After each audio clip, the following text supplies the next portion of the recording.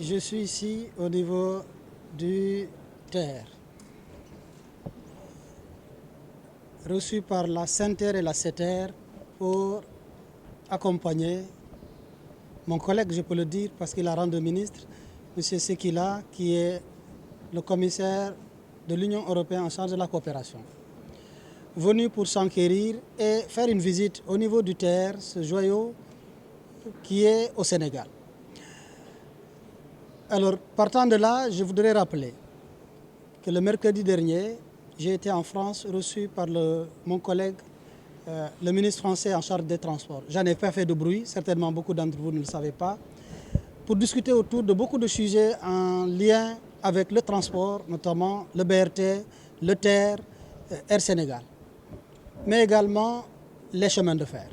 Aujourd'hui, je reçois le commissaire européen chez Sekila, qui est en charge de la coopération, avec une bonne nouvelle, c'est que depuis l'annonce par le président de la République d'étendre le TER en phase 3, vous savez que nous avons la phase 1 de Dakar à Diamniadio, la phase 2 de Diamniadio à AIBD et la phase 3 annoncée par le chef de l'État, les intérêts se sont manifestés. Aujourd'hui, nous avons la bonne nouvelle que l'Union européenne a décidé d'injecter 6 millions d'euros à côté de ce que l'AFD a fait, 4 millions d'euros, donc une dizaine de millions d'euros, déjà pour que mes services puissent engager cette phase. C'est extrêmement important. Je rappelle que nous avons injecté sur ce TER plus de 1200 milliards. Ce qui est fait est fait. Nous aurions eu le choix, on aurait pu choisir de faire Dakar-Tamba avec ce coût exorbitant financé par l'État du Sénégal. Quand on ne peut pas changer ce qui est fait, on doit pouvoir changer ce qui doit l'être.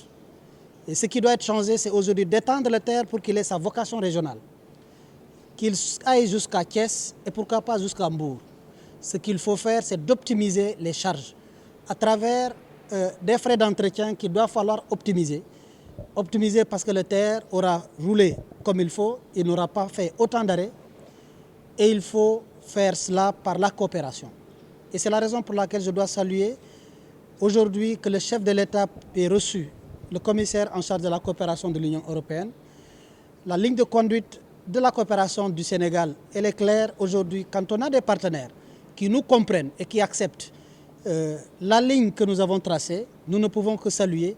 Et c'est cela aujourd'hui la matérialisation. Je dois saluer avec toute la teranga que nous avons reçu le commissaire européen et également l'entretien fructueux que j'ai pu faire en France avec l'autorisation du président de la République et du Premier ministre sur le BRT pour qu'il puisse y avoir une connectivité des différents modes de transport.